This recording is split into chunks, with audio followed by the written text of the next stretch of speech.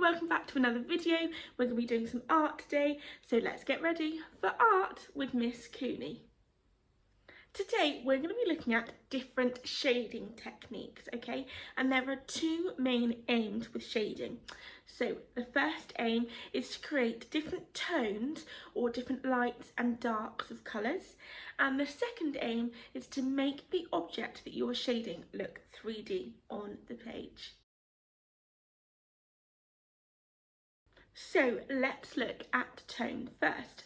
So as I said before, tone refers to how light or dark a colour is, and there are two ways that you can create different tones. The first way is by using a range of different pencils. So the softer the lead of a pencil, the darker the colour you will get is. And the second way of creating different tones is by layering your pencil up. So instead of pushing really hard all over your artwork, you layer up your pencil or colour to create a deeper, darker tone. So now that we've looked at tone, let's have a look at some of the shading techniques we can use to make our image look 3D and stand out from the page. So as you can see, these are the 6 different shading techniques that we will be practicing and using today. So we're going to be looking at hatching, contour hatching, cross hatching, random hatching, stippling and smudging or colour blocking.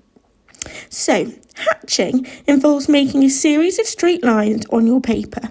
The closer together you place your marks or lines, the darker they'll look. Contour hatching is when your lines follow the form of the object you are shading. So for example, when shading the circle, I've used curved lines to enhance the curved shape.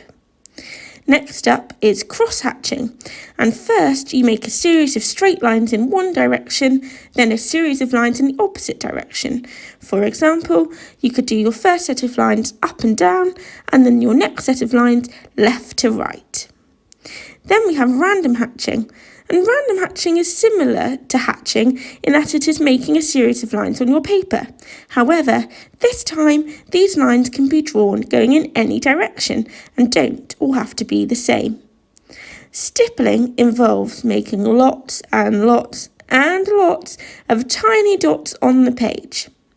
And our last technique that we're going to be looking at today is smudging or colour blocking. And this is placing one dark colour in an area of the image and then smudging it to create different shades of colour for the rest of the image. So these are the ones that we're going to be looking at today. Which one do you think looks the most effective?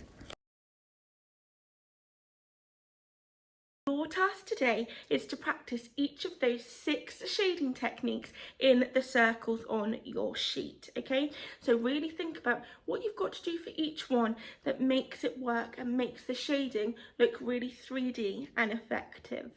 Once you've done that, if you want to push yourself and do some extra work, then you can do the extension, which is to draw your own image and to experiment with different shading techniques to add texture. So for example, can you make something look really smooth and shiny or really rough and jagged? Okay, play around with shading techniques. I've put some examples for you in your pack, so have a look and see what you can come up with. Good luck Year 3. I cannot wait to see all of your fabulous work. Have a great week and I'll see you soon.